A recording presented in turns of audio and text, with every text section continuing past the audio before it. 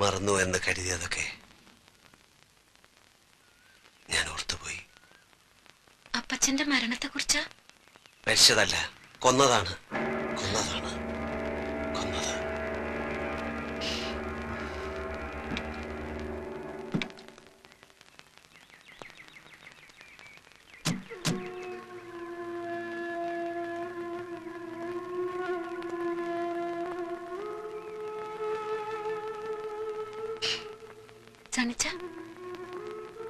വാക്ക് പറഞ്ഞുറപ്പിച്ച ദിവസേ പെങ്ങളുടെ കല്യാണം നടത്താൻ വയ്യാണ്ട് വിഷമിച്ച ചാച്ചനെ ഇടവകയിലെ അച്ഛൻ സഹായിക്കാമെന്നേറ്റു. പുതിയ പള്ളി പണിയാൻ പിരിച്ച പള്ളി ഫണ്ട് ചെയ്യുന്നു. അതിപ്പോ എന്നാ കമ്മിറ്റി തീരുമാനിക്കാനാ? ഇട്ടിച്ചൻ എത്ര രൂപ വേണ്ടെന്ന് വെച്ചാൽ അങ്ങ് എടുത്താ പോരെ. എന്ന് പറഞ്ഞാല് പൊതുമുതലാവുമ്പോ ചോദിക്കുകയും പറയുകയും ചെയ്യാതെ എടുക്കാൻ പറ്റുമോ? മാത്രമല്ല ഖജാൻജിയായ പാപ്പച്ചന്റെ പേരിലാണ് ഇത് ബാങ്കിൽ കിടക്കുന്നത്. ശരിയാ, 2,25,000 രൂപ വരെ എന്റെ പേര് ബാങ്കിൽ കിടപ്പുണ്ട്. ബാക്കി ആ ചിട്ടിച്ചാനൽ ഇരിക്കുകയാണല്ലോ. എന്റെ കയ്യിലോ? എന്താ പാപ്പച്ച നീ പറയുന്നത്? എന്റെ അച്ചായ മുഴുവൻ കാശ് ഒരേ ബാങ്കിൽ കിടക്കണ്ടെന്നും പറഞ്ഞ് നമ്മൾ രണ്ടുപേരും കൂടെ പോയിട്ട് 2 ലക്ഷം രൂപ എടുത്ത് ഓർക്കുന്നുണ്ടോ? അത് കൊടിയിറക്കി വരുന്നാലല്ലേ? ഇതെന്നത്തെ കാര്യം അച്ഛാ നീ പറയുന്നേ? ഈ 2 ലക്ഷം രൂപ എടുത്തത് ഒരു ശനിയാഴ്ചയായിരുന്നു.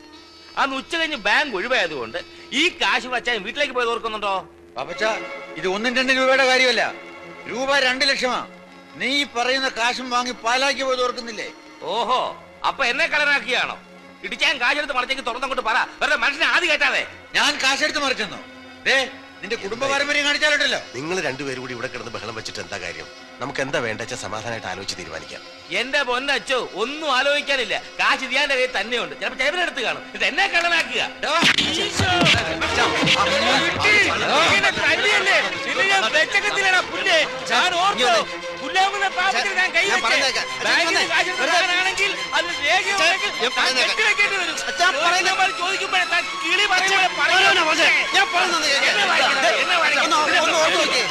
കള്ളം പറയത്തില്ല അച്ഛൻ എന്തോ തെറ്റ് പറ്റിയതാ. ശരിയാണ്, തെറ്റ് പറ്റിയത് എനിക്കാ. നിന്റെ അപ്പന്റെ പള്ളിക്കച്ചെടുത്ത് ഞങ്ങൾ കൊടുത്തു. അതാ ഞങ്ങൾക്ക് പറ്റിയ തെറ്റ്. കല്യാണം അറിയുന്നവരൊക്കെ പിന്നെ നടത്താം. പെണ്ണ് കഴിക്കാനും വീട്ടിൽ നിൽക്കട്ടെ. അവളോടും പറയണ കാശുണ്ടാക്കാൻ വല്ല വഴിയും നോക്കാൻ.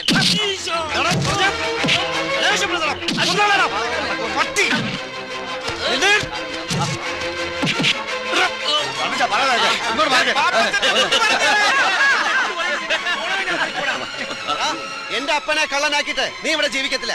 അടുത്ത പള്ളി കമ്മിറ്റിക്ക് മുമ്പ് കാശ് ഇരയെ കൊടുത്തില്ലെങ്കിൽ അടുത്ത പെരുന്നാളിനെ കാണിക്കത്തില്ല. ഓടാ പുല്ലേ.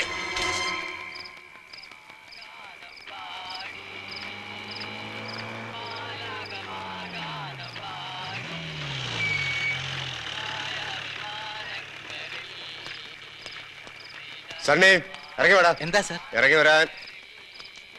എന്താ സാർ? നീ ആരാടാ? പാലമറ്റത്തെ രാജകുമാർ. കാര്യം എന്താണെന്നാണ് ചോദിച്ചത്. നീ അറിയേണ്ട കാര്യമാടാ.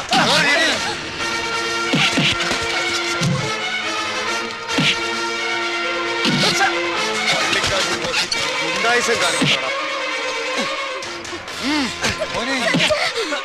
വലിച്ച് കേട്ടടാ അവനെ.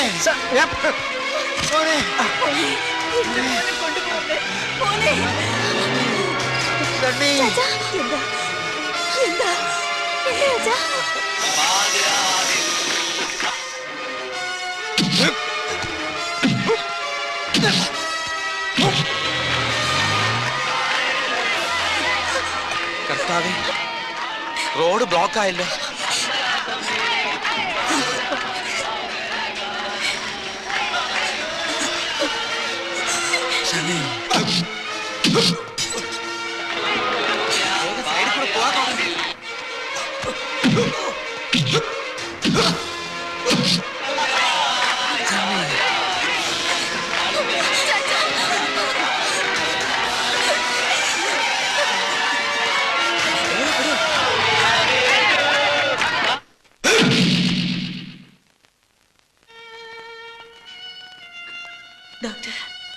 മരണം നടന്നത് ഇവിടെ എത്തുന്നതിന് മുൻപായതുകൊണ്ട് പോസ്റ്റ്മോർട്ടം നടത്തണം. ഡോക്ടർ, അച്ചായ മരിച്ചത്? ഇതൊരു ഗവൺമെന്റ് ഹോസ്പിറ്റലാണ്, പ്രൊസീജിയേഴ്സ് ഉണ്ട്.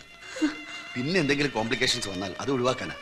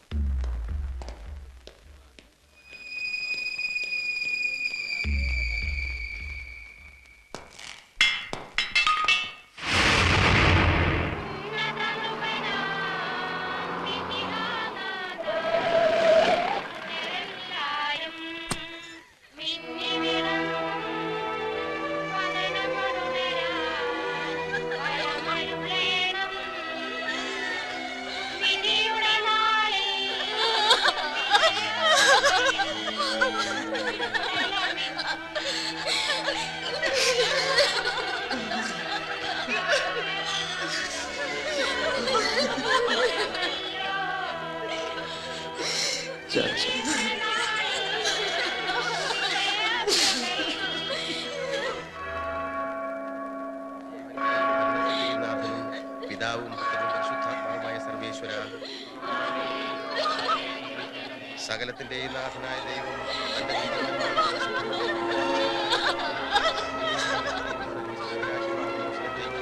ഇയാളെ പ്രവേശിപ്പിക്കുവാനാകട്ടെ.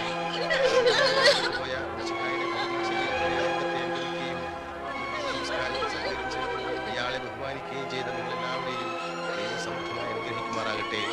അവിടുത്തെ കൃപ നിരന്തരം നിങ്ങൾ വസിക്കുകയും അവിടുത്തെ കാരുണ്യം നിങ്ങൾ അനുഗ്രഹിക്കുകയും ചെയ്യട്ടെ. എപ്പോഴും എപ്പോഴും എന്നേക്കും.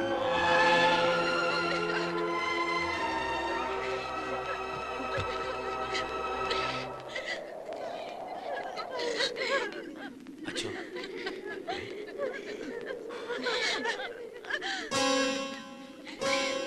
പാപ്പച്ച ഇത് ഇട്ടിച്ചന്റെ മരണം ആത്മഹത്യയാണെന്നുള്ളതിന്റെ പോസ്റ്റ്മോർട്ടം റിപ്പോർട്ടാണ്. പക്ഷേ ആ സ്ഥിതിക്ക് ഇവിടെ അടക്കണോ അതോ പാപ്പച്ച അതിന് ഇന്നലെ ഉണ്ടായ സംഭവങ്ങളൊക്കെ വെച്ച് നോക്കുമ്പോ പ്രശ്നം ഇവിടം കൊണ്ടൊന്നും അവസാനിക്കുന്നില്ല. പിന്നെ പോലീസ് അന്വേഷണമായി ശവം മാന്തലായി ആകെ കുളവാകും. എനിക്ക് എന്റെ തടി നോക്കണം. ഒരുമാതിരി മറ്റേ വർത്തമാനം പറയരുത്. എന്റെ മടി കിടന്ന ഇട്ടിച്ചായ മരിച്ചത്. വിഷം കഴിച്ചാലും മടി കിടന്ന് മരിക്കാം. നീ ആരാണ് ഇതൊക്കെ പറയുന്നത്? പക്ഷേ എന്റെ അപ്പച്ചന്റെ ശവത്തോട് പക തീർക്കരുത്. നമ്മൾ തമ്മിൽ എന്തെങ്കിലും പ്രശ്നം ഉണ്ടെങ്കിൽ നമുക്ക് പറഞ്ഞു തീർക്കാം എങ്ങനെയെങ്കിലും. എന്റെ അപ്പച്ചനോട് ഇനി നമ്മൾ തമ്മിൽ എന്താടാ പ്രശ്നം? നീ എനിക്കിട്ടൊന്ന് തല്ലി, അത് ഞാൻ പോലീസിൽ പരാതിയും കൊടുത്തു. അത് വേറെ വിഷയം. പള്ളി വേറെ, പോലീസ് വേറെ. പക്ഷെ തിരുസഭയുടെ നിയമവും കാര്യങ്ങളും എല്ലാവർക്കും ബാധകമല്ലേ? ഇന്നിപ്പം നിന്നെ കൊണ്ട് കരഞ്ഞ് കാലൊടിപ്പിച്ച് ഇട്ടിച്ചാൻ ഇവിടെ അടയ്ക്കുന്നതിന് ഇരിക്കട്ടെ. പക്ഷെ നാളെ മുതൽ വിഷം നിന്ന് മരിച്ചവനെയും കെട്ടിത്തൂങ്ങി ചത്തവനെയും ഇവിടെ അടയ്ക്കേണ്ടി വരില്ലേ? മാനം മര്യാദയ്ക്ക് മരിച്ച അപ്പനപ്പന്മാരെ അടയ്ക്കിയ സിമിത്തേരിയായത്. ഇത്തരക്കാരെയൊക്കെ അടയ്ക്കൽ മനുഷ്യർ വെറുതെ ഇരിക്കുവോ? പാപ്പച്ചേ, ഡോക്ടർക്ക് പറ്റിയ എന്തോ പിഴവാ. ചാച്ചൻ പൈലിയുടെ മടി കിടന്ന മരിച്ചേ. അയ്യോടാ, ഡോക്ടർക്ക് പിഴവ് പറ്റാനോ? നമ്മുടെ അമ്പാർ നിരപ്പിൽ അവതകുട്ടിച്ചാന്റെ മകനാ പോസ്റ്റ്മോർട്ടം ചെയ്ത ഡോക്ടർ ജോർജ് വർഗീസ്. ബഹുമിടുക്കനാ. അവൻ ഇങ്ങനെ സർട്ടിഫിക്കറ്റ് ഉണ്ടായി കൊടുത്തിട്ട് എന്നാ കിട്ടാനാ? അച്ഛേ, ചാച്ചനെ ഞങ്ങളുടെ കുടുംബ കല്ലറയിൽ അടക്കണം. ഇല്ലെങ്കിൽ മരണം വരെ ഞങ്ങളുടെ കുടുംബക്കാർക്ക് മനസമാധാനം കിട്ടത്തില്ല. എന്റെ ഭാഗത്ത് എന്തെങ്കിലും തെറ്റുണ്ട് ക്ഷമിക്കണം. കുമുസാരവും മാനസാന്തരവും ഒക്കെ പിന്നെയാവും. പള്ളിക്കാർ ഇട്ടിച്ചാന്റെ പേരില് സാമ്പത്തിക ക്രമക്കേടിന് കേസ് കൊടുക്കാൻ പോകുന്ന സ്ഥിതിക്ക് നാളെ ആരെങ്കിലും ഞാൻ തല്ലിക്കൊന്നും പറഞ്ഞ് പോലീസ് കേസ് കൊടുത്താലോ? അടയ്ക്ക ശവം പിന്നെയും മാന്തേണ്ടി വരും. സിമിത്തെല്ലാം അത് വലിയ പൊല്ലാപ്പാകുന്നേ. പിന്നെ ഞങ്ങൾ ഇടവക്കാരെ വാക്ക് കേൾക്കാതെ അച്ഛന് സിമിത്തൽ നടക്കണമെങ്കിൽ അയക്കോ. ഞാൻ കാര്യം പറഞ്ഞു. പിന്നത്തെ കാര്യമൊക്കെ ഞാൻ നോക്കിക്കോളാം. ഇട്ടിച്ചനെ ഇവിടെ അടയ്ക്കാം. വേണ്ടച്ചോ, ആരുടെ ഔദാര്യം വേണ്ട. എന്റെ അപ്പനെ തെമ്മാടിക്കുഴിയിൽ അടയ്ക്കാ മതി. വിഷം തിന്ന് ചത്തവന് തിരുക്കർമ്മങ്ങൾ കൊടുക്കാൻ പാടില്ല എന്ന നിയമമുള്ളപ്പോ അച്ഛനായിട്ട് തെറ്റിക്കണ്ട. സണ്ണിക്കുട്ടി വേണ്ട. ഇടവക പ്രമാണിമാരുടെ കാല് പിടിച്ച് എന്റെ അപ്പനെ ഇവിടെ അടയ്ക്കുക. അപ്പന്റെ ആത്മാവ് പോലും എന്നോട് പൊറുക്കില്ല. നീ കോഴ കൊടുത്ത് വാങ്ങിച്ച ഈ കള്ള സർട്ടിഫിക്കറ്റ് തിരുത്താൻ പാലോ മറ്റു തീർക്കുന്ന ഗതിയില്ല. പക്ഷെ എന്റെ ദേഹത്തൊഴുകുന്നത് ഈ ഹൃദയം പൊട്ടി മരിച്ചു കിടക്കുന്ന സാധു മനുഷ്യന്റെ രക്തമാണെങ്കിൽ ഇതിന് ഞാൻ നിന്നോട് എന്തെങ്കിലും കണക്ക് തീർക്കും. ഓർത്തോ? വഴി വട തെമ്മാടി പറമ്പിൽ കയറാൻ നാണമുള്ള ഒരുത്തൻ ഈ പെട്ടി തുറന്ന. വേണ്ടച്ചോ, വേണ്ട.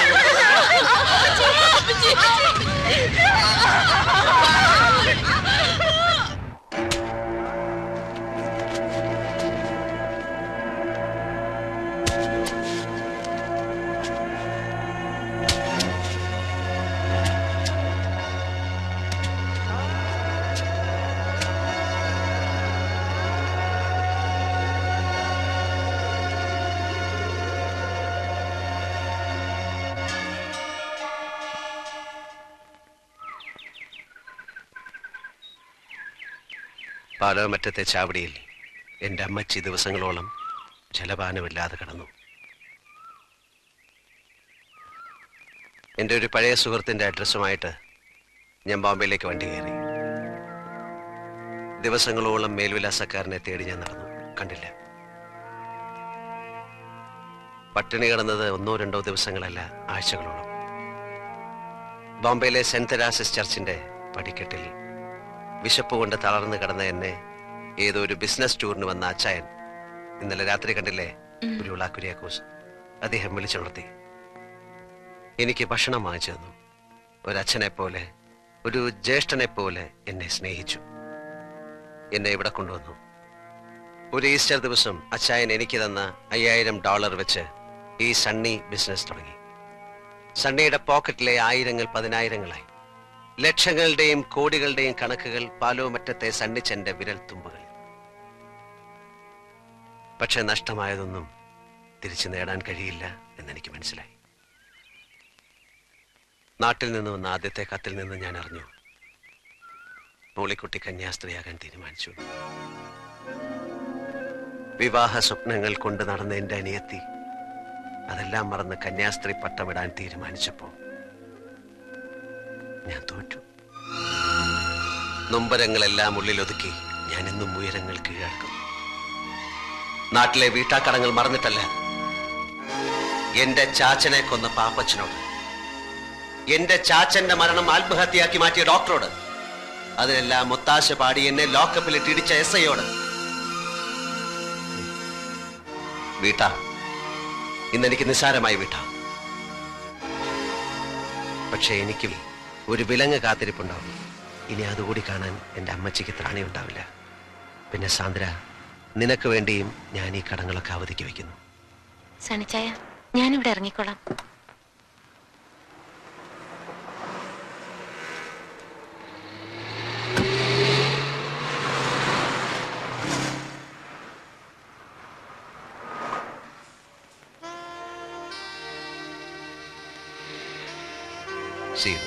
See you tomorrow. നാളെ ഞങ്ങൾ വരുന്നുണ്ട് നിന്റെ പപ്പയെ കാണാൻ, കണ്ട് കല്യാണം ഉറപ്പിക്കാൻ. ബൈ.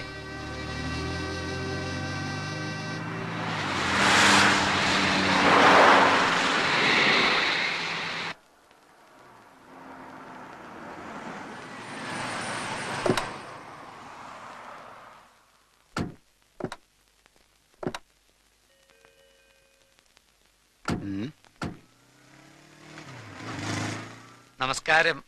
ജോൺ വാളൂക്കാരൻ? അതെ, ഞാൻ തന്നെ. വരൂ. വരൂ.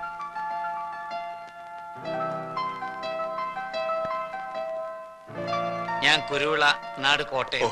ഇത് സണ്ണി, നാട്ടില് പാലായില. മിസ്റ്റർ രാമസ്വാമി പാലക്കാടാണ്.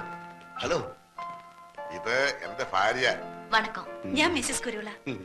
നാട്ടിൽ നിന്ന് വന്നിട്ട് വർഷങ്ങൾ കുറയായി. മോളെവിടെ? ഇവിടെ ഇല്ലേ? ഉണ്ടായിരുന്നു. രാവിലെ കുട്ടിയും കൊണ്ട് പുറത്തു പോയതാ, പർച്ചേസിങ്ങിനോ മറ്റോ ആണ്. ഈ കുട്ടി മൂത്ത മകളുടെയോ മകന്റെയോ? എനിക്ക് മകനും മകളും എല്ലാം കൂടി ഒരാളെ ഉള്ളൂ. അപ്പോ ഈ സാന്ദ്ര വാളൂക്കാരൻ? സാന്ദ്ര വാളൂക്കാരൻ? അങ്ങനെ ഒരാളെ അറിയില്ലല്ലോ. ഇതാണ് ആ കുട്ടി. ഇത് നിങ്ങളെ ആരോ ചീറ്റ് ചെയ്താണ്. ഇങ്ങനൊരു കുട്ടിയെ ഞാൻ അറിയത്തേയില്ല. ഇതാ. സോറി. പോന്നു.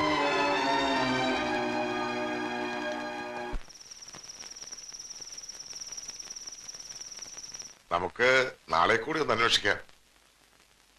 എന്തിനാ? ആ ഇൻസ്റ്റിറ്റ്യൂട്ടിലെ പ്രിൻസിപ്പൽ പറഞ്ഞ കേട്ടില്ലേ?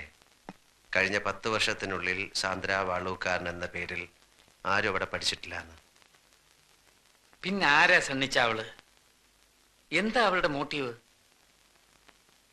എനിക്കൊന്നും മനസ്സിലാകുന്നില്ല അച്ഛാ. ഒരു ദുസ്വപ്നം പോലെ സാന്ദ്ര വാളൂക്കാരൻ, എല്ലാം വിശ്വസിച്ച നിഴൽ പോലെ ഞാനും. സണ്ണി സാർ ഇങ്ങനെ നെർവസ് ആകരുത്. നമുക്ക് തെരഞ്ഞു പിടിക്കാം ആ കുട്ടിയെ. അച്ഛാ, പെണ്ണിന്റെ ഏട്ടത്തി ഈ അടുത്ത കാലത്ത് ഒരു ചൈനക്കാരൻ്റെ കൂടെ ഒളിച്ചോടി പോയി. അതറിഞ്ഞപ്പോ നമ്മൾ ഈ ബന്ധം വേണ്ടാന്ന് വെച്ചു. അമ്മച്ചിയെ വിളിച്ച് അങ്ങനെ പറഞ്ഞേക്ക്.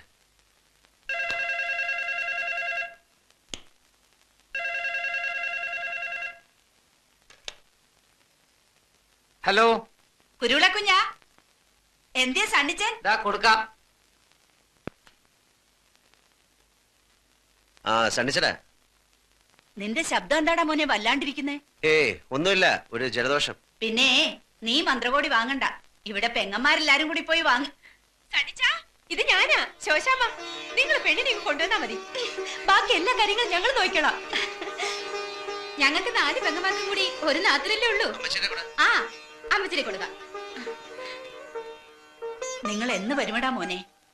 ഏതായാലും നിന്റെ മിന്നുകെട്ട് കണ്ടിട്ട് കണ്ണടയ്ക്കാമെന്ന എന്റെ മോഹം കർത്താവ് തമ്പുരാൻ സാധിച്ചു തന്നു. ആ ശരി.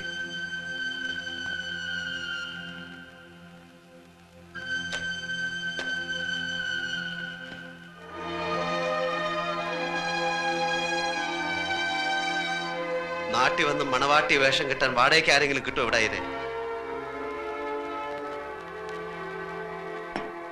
എന്തു വേണമെങ്കിലും കൊടുക്കാം, എന്തും. നാട്ടിലെ കല്യാണം കാണാൻ നാളുകൾ എണ്ണി കഴിയുന്നവരുടെ മുമ്പിൽ മിന്നു കെട്ടാനൊന്ന് നിന്ന് നിന്നാ മതി.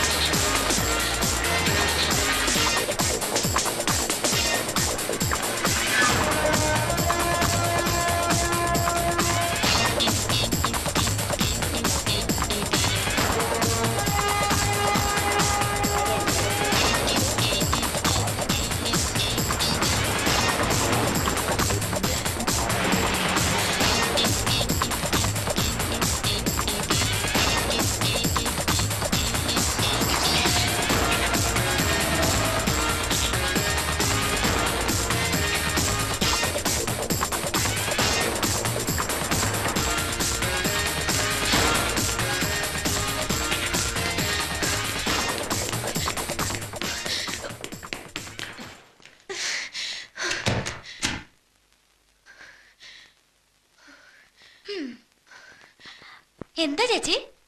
ഒന്നുമില്ല. Sandra What do you want? Sandra Valookkaran. Sandra ഇപ്പൊ ഇങ്ങോട്ട് വന്ന ഇരിക്കു സർ. ഇതെന്റെ ഫാദർ ഐപ്പ് ഫെർണാണ്ടസ്. ഇതെന്റെ പുതിയ ബോസ് സണ്ണി പാലോമറ്റം. ഹലോ. നിങ്ങളുടെ ബിസിനസ് പാർട്ട്നേഴ്സിനെ പറ്റി മോള് പറഞ്ഞായിരുന്നു. ഞാൻ നിങ്ങളുടെ ഫീൽഡിലായിരുന്നു. എല്ലാം പോയി. പപ്പ, ഇതെന്റെ അനിയത്തി സുകന്യ ഐപ്പ്. 31 സകലകലാ വല്ലഭയാ. പെയിന്റിംഗ്, മ്യൂസിക്, കവിത, അങ്ങനെ. ആ ചേച്ചി വെറുതെ എനിക്കൊരു കോംപ്ലിമെന്റ് തരുവാ. ഈ പറഞ്ഞതിലൊക്കെ എനിക്ക് താല്പര്യമുണ്ട്, പക്ഷെ ഒന്നും അങ്ങോട്ട് ശരി വരുന്നില്ല. വരൂ സർ, മമ്മായി കാണാം. സർ,